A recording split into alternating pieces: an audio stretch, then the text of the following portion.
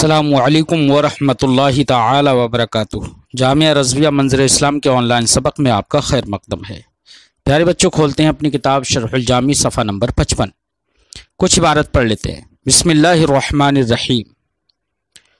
فَإِذَا نُكِّرَ غَيْرُ الْمُنصَرِفِ الَّذِي أَحَدُ أَسْبَابِهِ الْعَلَمِيَّةِ بَقِيَ بِلَا سَبَبٍ أي لم يبق فيه سبب من حيث هو السبب فيما هي شرط فيه من الأسباب الأربعة المذكورة لأنه قد انتفى أحد السببين الذي هو علمية بذاتها والسبب الآخر المشروط بالعلمية من حيث وصف سببيته فلا يبقى فيه سبب من حيث هو السبب أو على سبب واحد فيما هي ليست بشرط فيه من العدل ووزن الفعل هذا وقد قيل على قوله وهما متضادان إن اسمت بكسرتين علما للمفازة من أوزان الفعل مع وجود العدل فيه فإنه أمر من صمت يصمت وقياسه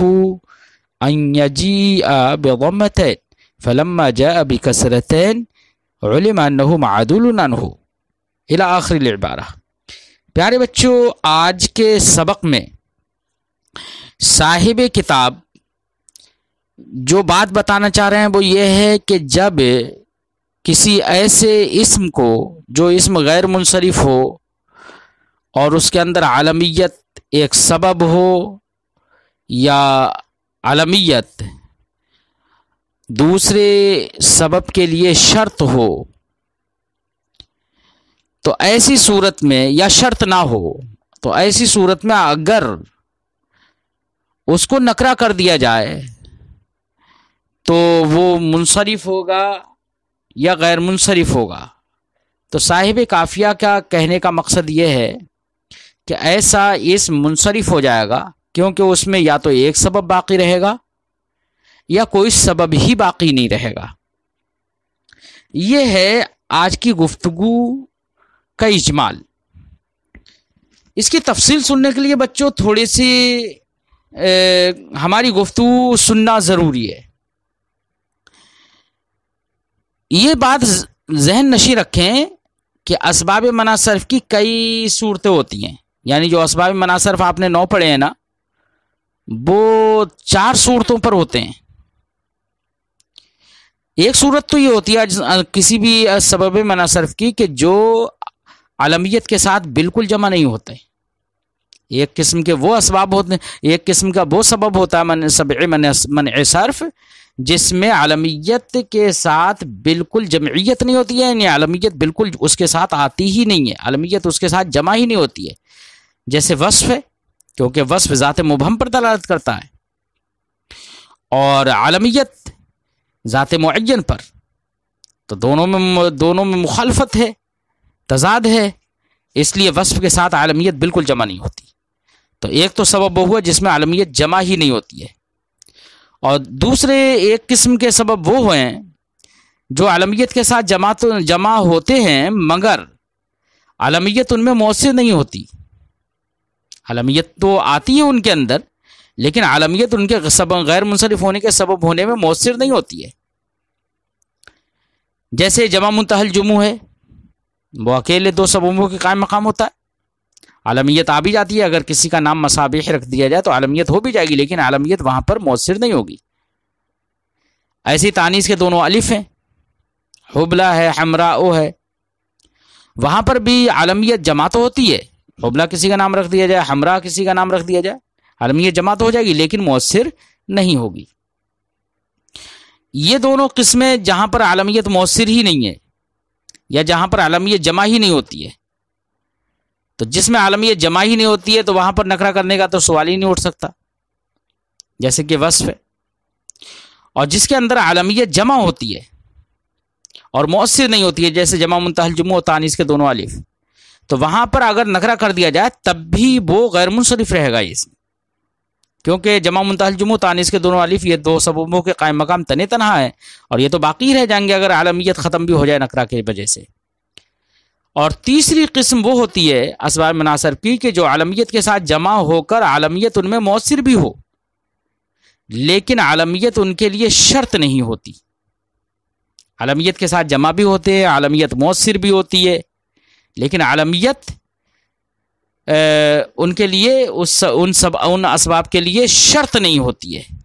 جیسے وزن فعل ہے اور عدل ہے، یہ دونوں سبب ایسے ہیں جن کے ساتھ عالمیت جمع تو ہو جاتی ہے اور مؤثر بھی ہوتی ہے، جیسے کہ عمر، عالمیت وہاں پر عدل ہے اور اس کے اندر عالمیت جمع بھی ہوگی اس کے ساتھ، لیکن مؤثر نہیں ہوتی ہے۔ ایسے ہی وزن فعل جیسے کہ احمد ہے، اس میں عالمیت ہے، بات سمجھ آئی، اور مؤثر بھی ہے، لیکن شرط نہیں ہے عالمیت۔ بہرحال وزن فعل اور عدل کے اندر عالمیت جمع بھی ہوتی ہے، مؤثر بھی ہوتی ہے، لیکن عالمیت شرط نہیں ہوتی ہے۔ یہ تیسری والی قسم کو ذہن نشی رکھیں۔ اور چوتھی قسم اسباب مناصرف کی وہ ہوتی ہے جو عالمیت کے ساتھ جمع ہو کر عالمیت مؤثر بھی ہو، یعنی عالمیت جمع بھی ہوتی ہے ان کے اندر اور عالمیت مؤثر بھی ہوتی ہے، اور دوسرے سبب کے لیے عالمیت شرط بھی ہوتی ہے۔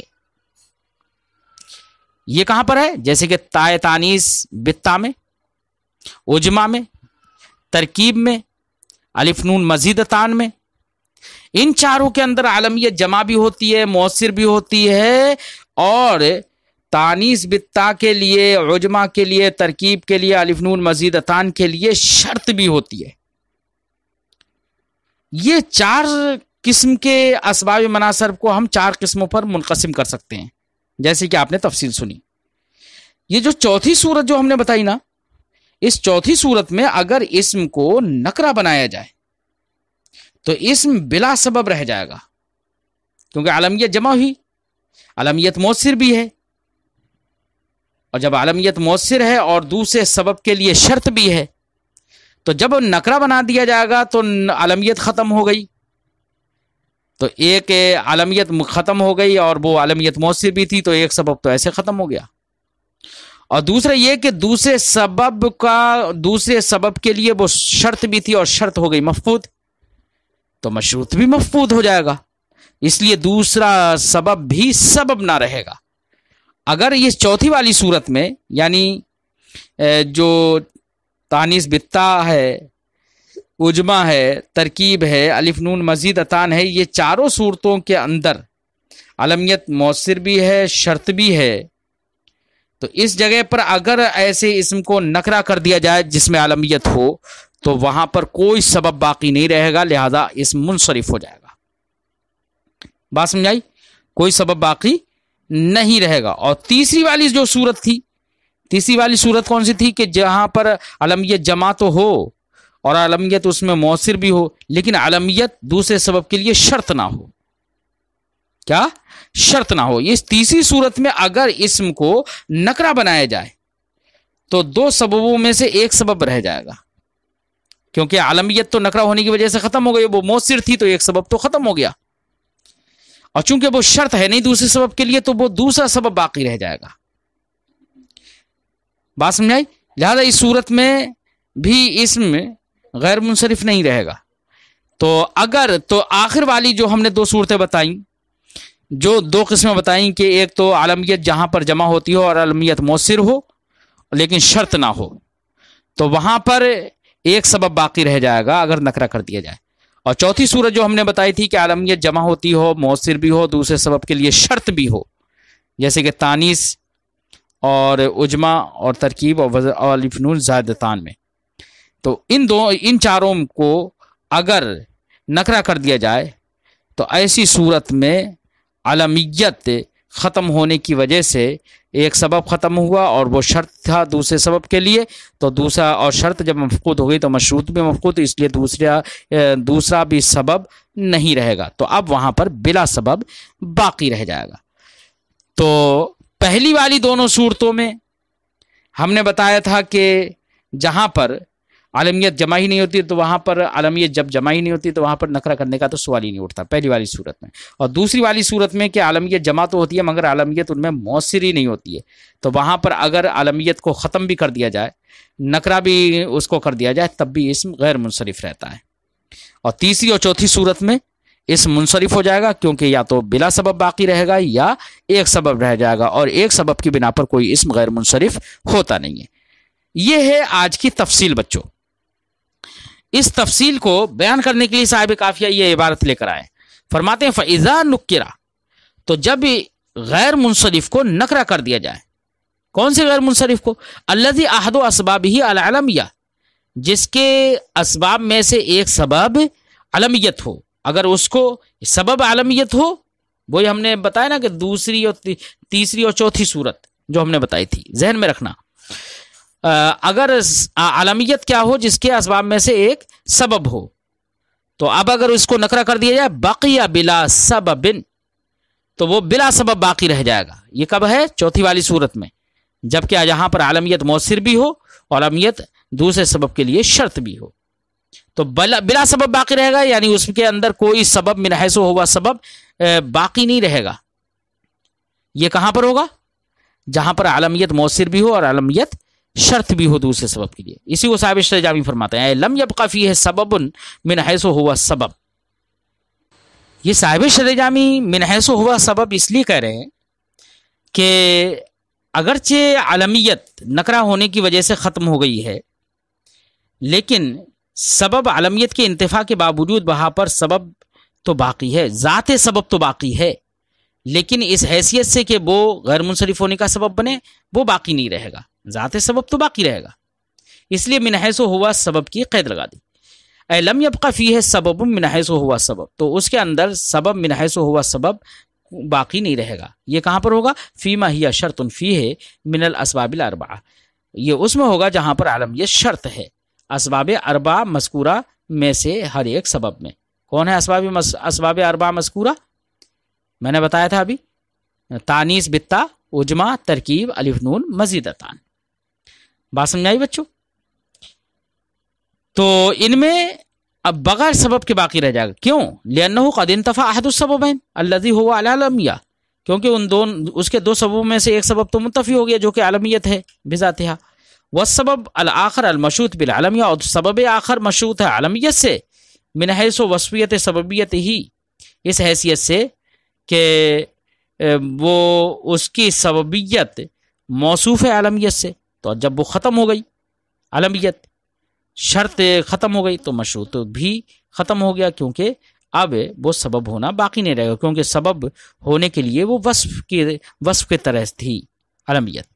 فلا یبقى فیہ سبب من حیث ہوا سبب، تو سبب من حیث ہوا سبب اس میں باقی نہیں رہے گا. او علی سبب واحد، یا ایک سبب پر باقی رہ جائے گا اگر نکرہ کر دیا جائے. یہ کون سی صورت میں؟ جو ہم نے تیسری صورت بتائی تھی. فرماتے ہیں صاحب شرجامی فیما ہی لیست بشرط فیہ من العدل و وزن الفعل، یہ اس صورت میں ہوگا کہ جہاں پر عالمیت مؤثر تو ہو لیکن شرط نہ ہو. اور یہ دو سبب میں ہوگا، یعنی عدل اور وزن فعل میں، کہ عالمیت جمع ہوتی ہے اور مؤثر بھی ہوتی ہے لیکن شرط نہیں ہوتی ہے. تو وہاں پر اگر نکرہ کر دیا جائے تو عالمیت ختم ہو جائے گی. تو ایک سبب چونکہ مؤثر ہے تو ایک سبب تو ختم ہو گیا، اور دوسرا سبب یعنی عدل اور وزن فعل جو ہے اس کے لیے وہ شرط ہے نہیں، اس لیے وہاں پر ایک سبب باقی رہ جائے گا. ہاذا، اس کو یاد کر لو، مضبوط بات ہے. وقد قیل علی قولہ، اب صاحب شرجامی مصنف کے قول وہما متضادان پر ایک اعتراض ہے، اس اعتراض کو ذکر کر کے اس کا جواب دینا چاہ رہے ہیں. صاحب قافیہ نے کہا تھا کہ عدل اور وزن فعل دونوں متضاد ہیں، دونوں ایک ساتھ جمع نہیں ہوتے. تو کوئی معترض اس پر اعتراض کر سکتا ہے اور کہہ سکتا ہے کہ بھئی ہمیں یہ بات تسلیم نہیں ہے کہ دونوں جمع نہیں ہوتے. ہم آپ کو ایک مثال دکھا رہے ہیں جس مثال کے اندر عدل اور وزن فعل دونوں جمع ہیں. جیسے لفظ اسمت ہے، یہ ایک جنگل کا نام ہے اسمت. یہ سمتا یسمتو سے صیغہ امر بھی ہے اسمت، اور صیغہ امر ہے. حالانکہ تو دیکھو صیغہ امر ہے اور کسی جنگل کا نام بھی ہے، اس کے شروع میں حروف عطینہ میں سے ایک حرف ہے، اس لیے وزن فعل ہے. ارے صیغہ امر ہے تو وزن فعل تو ہونا بالکل ظاہری ہے، تو وزن فعل بھی ہے اس میں. اور سمتا یسمتو سے بنے گا تبھی تو اسمت آئے گا. حالانکہ قیاس یہ ہے کہ یہ سمتا یسمتو سے ہو، کیونکہ لغت میں باب نصرہ ینصرو سے آتا ہے، اور باب نصرہ ینصرو سے امر کیا بنے گا؟ اسمت، حمزے کے ضمے کے ساتھ. اور یہ نام ہے جس جنگل کا وہ ہے اسمت حمزے کے کسرے کے ساتھ. تو قیاس یہ تھا کہ اسمت ہونا چاہیے تھا، اور نام ہے کیا؟ اسمت. تو اس سے یہ معلوم ہو گیا کہ یہ اسمت جو جنگل کا نام ہے یہ منقول ہے، یہ معدول ہے اسمت سے.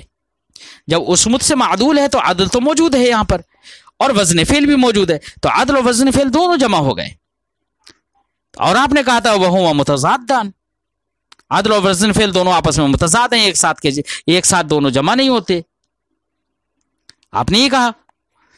تو اعتراض سمجھ میں آ گیا نا بچوں؟ یہ اعتراض ہے اور اس کا جواب صاحب شرح جامی دیں گے. جواب کیا دیں گے وہ اس کو ہم ابھی بعد میں ذکر کرتے ہیں، پہلے اس نے کا ترجمہ کرتے ہیں. فرماتے ہیں وقد قیلا، ایک اعتراض کیا گیا ہے علی قولہ، مصنف کی قول، وہما متضادان پر. کیا ہے اعتراض؟ اعتراض یہ ہے ان اسمت بکسرتین، اسمت کسرتین کے ساتھ، یعنی حمزے کے اور میم کے کسرے کے ساتھ. علما للمفازہ، یہ ایک جنگل کا نام ہے، علم ہے. من اوزان الفعل، یہ اوزان فعل سے ہے. اسمت اوزان فعل سے ہے. ارے صیغہ امر ہے، یہ اوزان فعل سے ہے. مع وجود العدل فیہ، حالانکہ اس کے اندر عدل بھی موجود ہے. کیوں عدل کیسے موجود ہے؟ فإنہ امر من صمت یسمت، کیونکہ اسمت حمزہ اور میم کے کسرے کے ساتھ یہ صمت یسمتو سے امر ہے. صمت یسمتو ہی سے، صمت یسمتو یعنی میم کے کسرے کے ساتھ جو ہے اسی سے امر ہے، یہ تبھی تو اسمت ہے حمزے کے کسرے کے ساتھ. وقیاسو، جبکہ اس کا قیاس یہ ہے ان یجیء بضمتین، کہ حمزہ اور میم کے ضمے کے ساتھ آئے اسمت، کیونکہ لغت میں سمتا یسمت نصرہ سے ہے. فلما جاء بکسرتین، جب دونوں کے کسرے کے ساتھ آیا، علم، تو جان لیا انہ معدول عنہ، کہ وہ اسمت سے معدول ہے اور معدول ہو کر اسمت ہوا ہے، وہ نام ہو گیا ہے جنگل کا. تو عدل بھی موجود ہو گیا اور وزن فعل، اور آپ نے کہا کہ دونوں متضاد ہیں، دونوں جمع نہیں ہوتے، تو یہاں تو جمع ہو گئے. اعتراض سمجھ میں آ گیا ہوگا. جواب صاحب شرح جامی دیتے ہیں، فرماتے ہیں والجواب، جواب یہ ہے ان ھذا امر غیر محقق. جواب کا خلاصہ بچوں یہ ہے کہ جو آپ نے یہ کہا ہے نا کہ یہ معترض نے یہ کہا ہے کہ یہ اسمت سے معدول ہے، اسمت ہو گیا ہے، تو اسمت سے معدول ہونا یہ امر محقق نہیں ہے کہ یہ اصل میں اسمت تھا اور اس سے معدول ہو کر اسمت ہو گیا. یہ امر محقق نہیں ہے، کیونکہ یہ بھی تو ہو سکتا ہے کہ لغت میں جیسے کہ سمتا یسمتو نصرہ سے ہو، ویسے کسرے کے ساتھ ہو، سمتا یسمتو ہو. تو لغت میں جب سمتا یسمتو ہی اگر ہے تو پھر اس سے اسمت ہونا یہ معدول کہاں ہوگا؟ یہ تو اپنی اصل پر ہوگا. بات سمجھائی بچوں؟ اس لیے یہ امر محقق نہیں ہے کہ یہ اسمت سے معدول ہے. ہاں ایسا ہو سکتا ہے کہ سمتا یسمتو سے اسمت وہ مشہور ہو گیا ہو اور سمتا یسمتو سے اسمت مشہور نہ ہوا ہو، بس اتنا ہوا ہوگا، اس لیے یہ امر محقق نہیں ہے. فرماتے والجواب، جواب یہ ہے ان ھذا امر غیر محقق، کہ یہ سمتا یسمتو یعنی اسمت سے اسمت بنا ہے، معدول ہوا ہے، یہ امر محقق نہیں ہے. لجواز ورود اسمت بکثرت ہے، کیونکہ یہ بھی تو جائز ہے کہ اسمت ہی وارد ہوا ہو دونوں کسروں کے ساتھ. وَإِن لَمْ يَشْتَهِرْ، اگرچہ وہ مشہور نہ ہوا ہو. فَالْأَوْزَانُ الَّتِي تَحَقَّقَ فِيهَا الْعَدْلِ تحقیقاً کانا و تقدیراً لم تجامع من وزن الفعل. لہذا یہ بات صحیح ہے کہ وہ اوزان جن کے اندر عدل تحقیقاً یا تقدیراً متحقق ہو وہ وزن فعل کے ساتھ جمع نہیں ہوتے ہیں، یہ بات متعین ہے. وَأَيْضًا قَدْ عَرَفْتَ فِيمَا تَقَدَّمَ أَنَّ مُجَرَّدَ وُجُودِ أَصْلِ الْمُحَقَّقِ لَا يَكْفِي فِي اعْتِبَارِ العدل تحقیقی بدون اقتضاء منع صرف. ایک دوسرا جواب دے رہے ہیں. دوسرے جواب کا خلاصہ یہ ہے کہ عدل کی بحث میں آپ نے یہ بھی جانا تھا کہ عدل ایک تو اصل محقق، اگر چلیے مان لیتے ہیں کہ سمت اسمت کی عدل اصل کیا ہے؟ اسمت ہے، تھوڑی دیر کے لیے مان لیتے ہیں. تو اصل اسمت اگر ہے تو عدل کا صرف اصل محقق کا موجود ہونا عدل تحقیقی کے اعتبار میں کافی نہیں ہے. ایسا نہیں ہے کہ جہاں پر بھی اصل ہمیں کوئی مل گئی تو ہم اس میں عدل تحقیقی مان ہی لے. عدل تحقیقی کے اعتبار کے لیے یہ صرف کافی نہیں ہے. ہاں، اگر اسم کا غیر منصرف ہونا تقاضا کرے اس بات کا کہ اس میں عدل کا اعتبار کیا جائے تو اب عدل کا اعتبار کیا جائے گا. اور یہاں پر تو اس کا غیر منصرف ہونا اس کا اعتبار ہی نہیں کر رہا ہے، وہ اس کا تقاضا ہی نہیں کر رہا ہے. کیوں؟ اس لیے کہ اسمت وہ اگر اس میں عدل کا اعتبار نہیں کیا جائے تب بھی تو وہ غیر منصرف ہے. اس میں دو سبب موجود ہے، ایک تو علمیت اور ایک تانیث. تو یہاں پر اس کا غیر منصرف ہونا عدل کے اعتبار کرنے کا تقاضا ہی نہیں کر رہا ہے.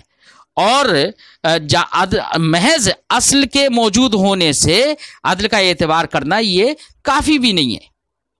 اس لیے یہاں پر تقاضا نہیں ہے، اس لیے ہم یہاں پر عدل کا اعتبار نہیں کریں گے.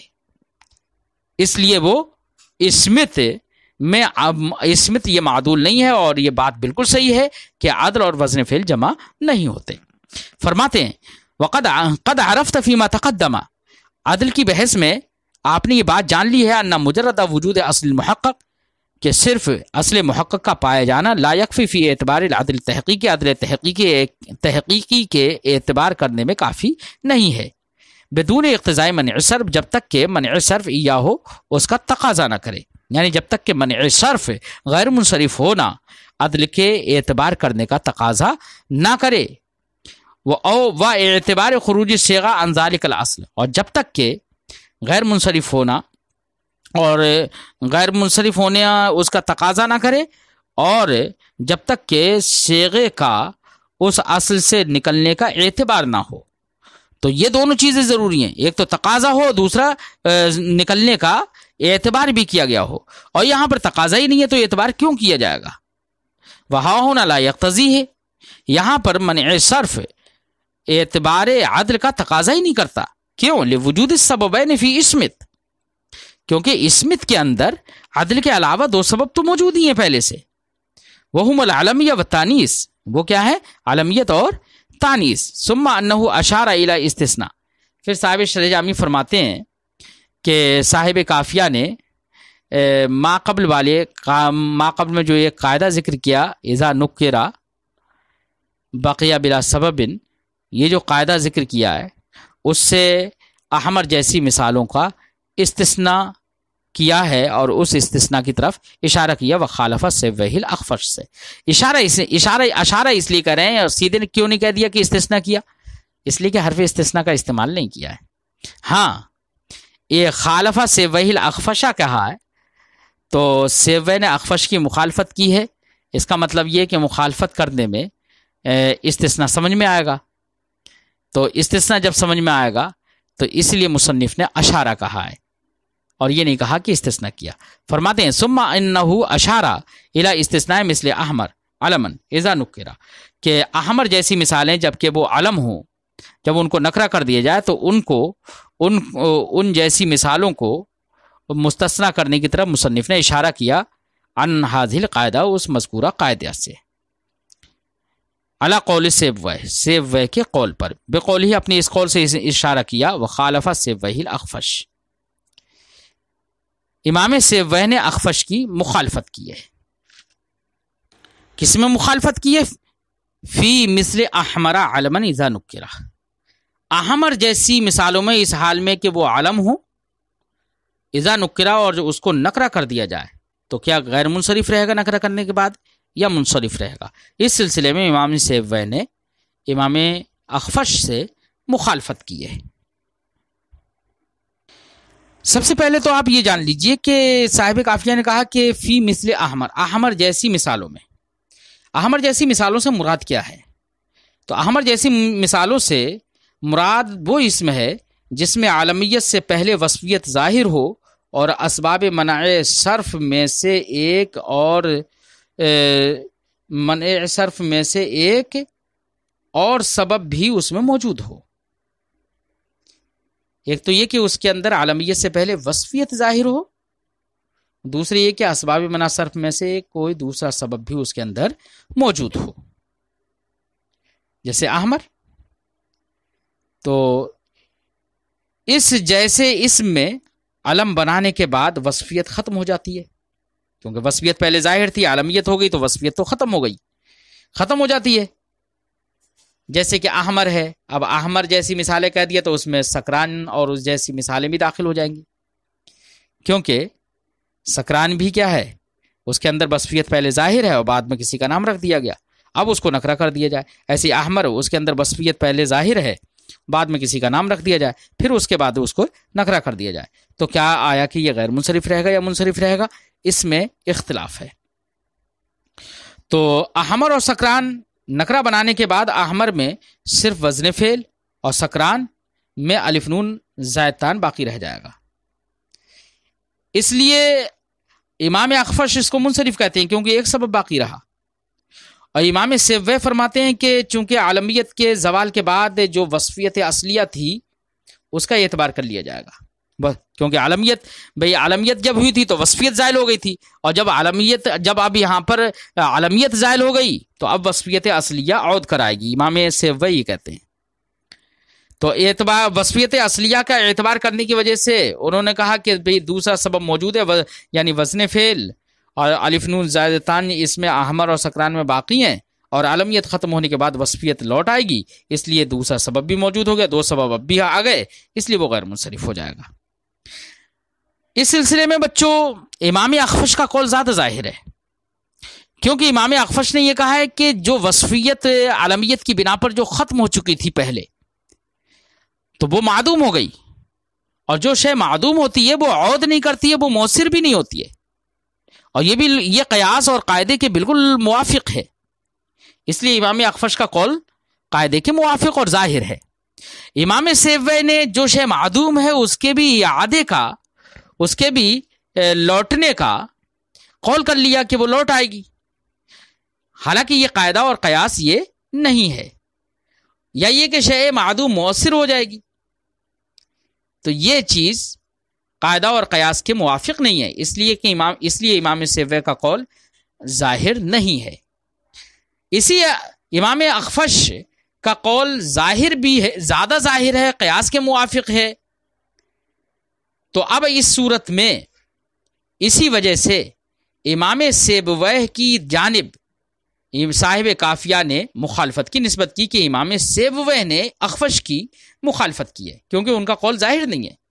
اس پر تنبیہ کرنے کے لیے امام صاحب کافیہ نے مخالفت کی نسبت امام سیبویہ کی جانب کر دی.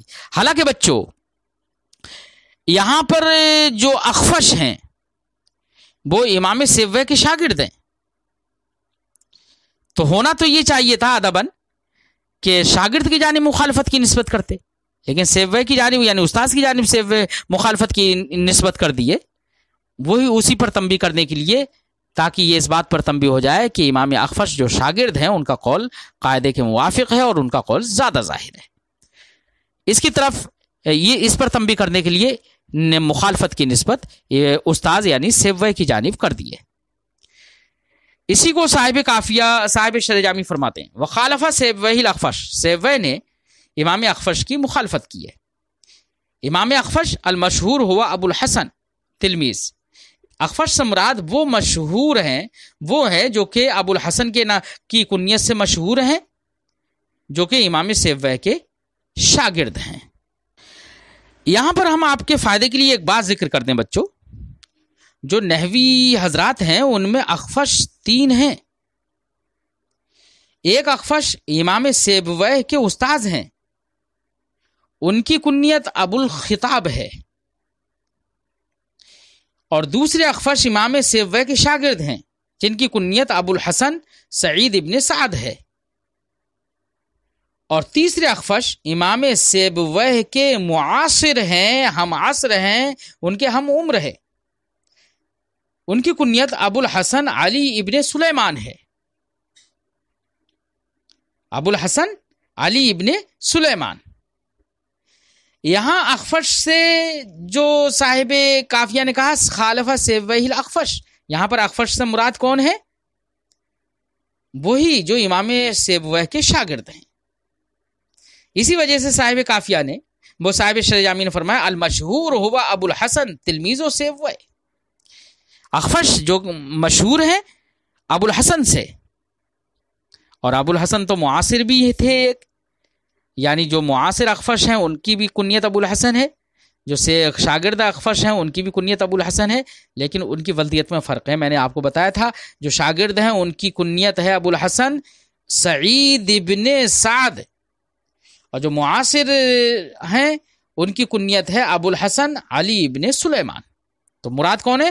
ابو الحسن سعید ابن سعد مراد ہیں یہاں پر، جو کہ سیبویہ کے شاگرد ہیں۔ ولما کانا، اب آپ بات سمجھ میں آ گئی ہوگی آپ کے، ایک تو یہ کہ کئی اخفش ہیں، اس لیے مصنف کو صاحب شرح جامی کو یہ کہنے کی ضرورت پڑی کہ المشہور ہوا ابو الحسن، اور ابو الحسن نام کے جو اخفش، ابو الحسن کنیت کے جو اخفش ہیں وہ بھی دو ہیں، ایک سیبویہ کے شاگرد ہیں اور ایک سیبویہ کے معاصر ہیں، اور مراد یہاں پر کون ہے؟ شاگرد، اس لیے تلمیذ سیبویہ کہہ دیا ہے۔ ولما کانا قول التلمیذ اظہرا، لیکن کہتے ہیں کہ جب تلمیذ یعنی ابو الحسن اخفش کا جو قول ہے، جو شاگرد ہیں ان کا قول جب اظہر تھا، مع موافقت ہی اظہر بھی تھا، اور ساتھ ہی ساتھ یہ کہ قاعدے جو قاعدہ مذکور ہے اس قاعدے کے موافق بھی ان کا قول ہے، جعلہ اصلا، تو اس لیے شاگرد کے قول کو امام صاحب کافیہ نے اصل قرار دیا، واسند المخالفت الی سیبویہ، اور مخالفت کی اسناد سیبویہ کی جانب کر دی، وان کان غیر مستحسن، حالانکہ یہ غیر مستحسن ہے، کیونکہ ادباً شاگرد کی جانب مخالفت کرنا چاہیے، مخالفت کی نسبت کرنا چاہیے تھی، نہ کہ استاذ کی جانب، لیکن پھر بھی مخالفت کی اسناد استاذ کی جانب کر دی، کیوں؟ تنبیہاً علی ذالک، اسی پر تنبیہ کرنے کے لیے کہ جو امام اخفش کا قول ہے وہ اظہر ہے اور وہ قاعدے کے موافق ہے۔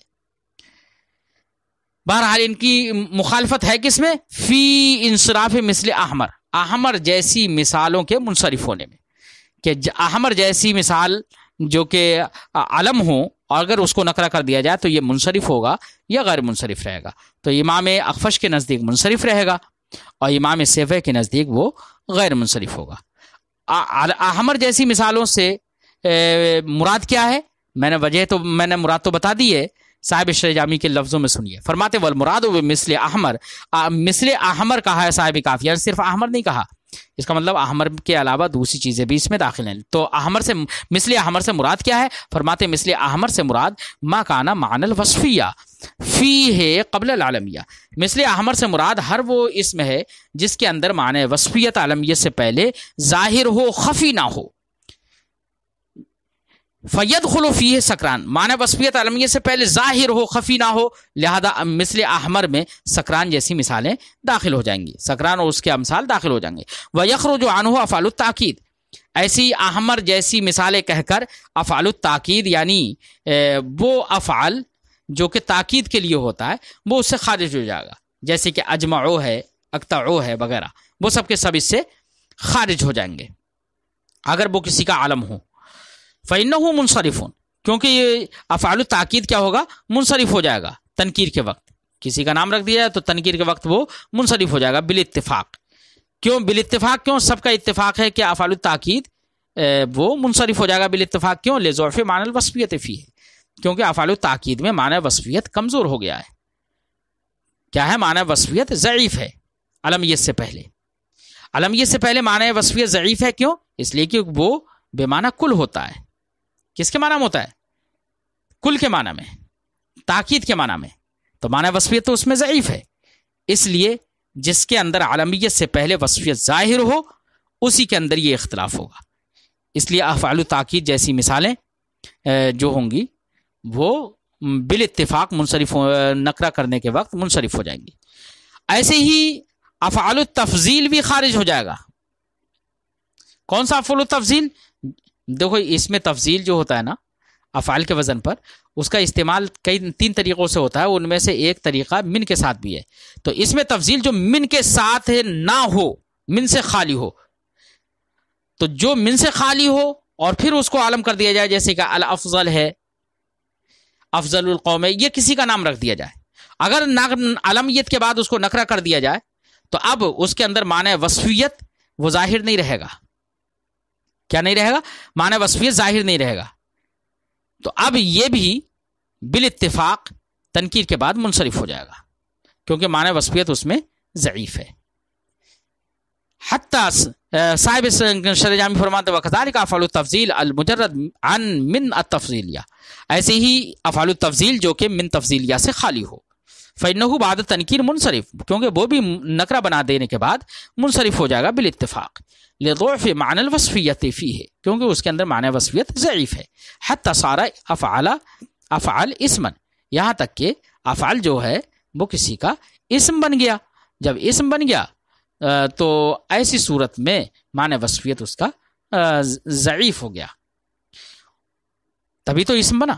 وَإِنْ كَانَ مَعَهُ مِن، اور اگر افعال التفضیل کے ساتھ من کا استعمال ہو، من ہو، اور من کے ساتھ میں وہ ایسے اس میں تفضیل جو کہ من کے ساتھ ہو اس کے ساتھ کسی کا نام رکھ دیا جائے، اگر علمیت اس کے ساتھ ختم ہو گئی فلا ينصرف، تو وہ منصرف نہیں ہوگا بالاتفاق. کیوں؟ اس لیے کہ علمیت اگرچہ زائل ہو گئی لیکن من تفضیلیہ کی وجہ سے اس کے اندر معنی وصفیت ظاہر رہے گا. جب معنی وصفیت ظاہر رہے گا تو اب وہ اس کے اندر ایک تو وصفیت کا معنی ہو جائے گا اور دوسرا ایک دوسرا سبب ہوگا، تو وہ دو سبب ہونے کی وجہ سے وہ غیر منصرف ہوگا بلا خلاف. لظہور معنی الوصفیت فیہ ہے، کیونکہ اس کے اندر معنی وصفیت ظاہر ہوگا بے سبب من التفضیلیہ، من تفضیلیہ کی وجہ سے سبب. اعتباراً للصفت الاصلیہ، یہ اختلاف امام سیبوی نے امام اخفش کا کیوں کیا ہے؟ صفت اصلیہ کا تنکیر کے بعد اعتبار کرنے کی وجہ سے. اب کیا ہے صفت اصلیہ کا اعتبار کیا ہے؟ ویسے میں نے آپ کو پوری تفصیل شروع میں ہی بتا دی ہے کہ امام سیبوی نے احمر جیسی مثالوں کو جب نکرہ کر دیا جائے تو امام سیبوی نے یہ کہا کہ جب نکرہ کر دیا گیا علمیت زائل ہو گئی تو وصفیت اصلیہ جو تھی وہ عود کرائے گی نکرہ کر دینے کے بعد. اس لیے اس کے اندر دو سبب ہو جائیں گے، اس لیے انہوں نے غیر منصرف مان لیا. لیکن امام اخفش نے کہا کہ جو شے معدوم ہو جاتی ہے وہ مؤثر نہیں ہوتی ہے، وہ عود نہیں کرتی ہے، اس لیے ان کے نزدیک نکرہ کر دینے کے بعد وصفیت عود نہیں کرے گی، اس لیے ان کے نزدیک منصرف رہے گا. فرماتے ہیں انما خالف سیبوی الاخفش، امام سیبوی نے اخفش کی مخالفت کی ہے. کیوں؟ لاجل اعتبارہ الوصفیۃ الاصلیہ، کیونکہ امام سیبوی نے وصفیت اصلیہ کا اعتبار کر لیا ہے بعد تنکیر کے بعد. فانہ لما زالت العلمیہ بالتنکیر، کیونکہ جب علمیت تنکیر کی وجہ سے زائل ہو گئی، لم یبق فیہ مانع من اعتبار الوصفیہ، تو اس کے اندر وصفیت اصلیہ کے اعتبار کرنے سے کوئی معنی نہ رہا. فاعتبرہا، تو امام سیبوی نے اس کا اعتبار کر لیا. وجعلہ غیر منصرف، اور اسم کو غیر منصرف قرار دیا للوصفیت الاصلیہ، وصفیت اصلیہ کی وجہ سے، وسبب آخر، اور دوسرے سبب کی وجہ سے، جیسے کہ وزن فعل ہے احمر میں اور الف نون مزیدتان ہے سکران میں. فإن قلتا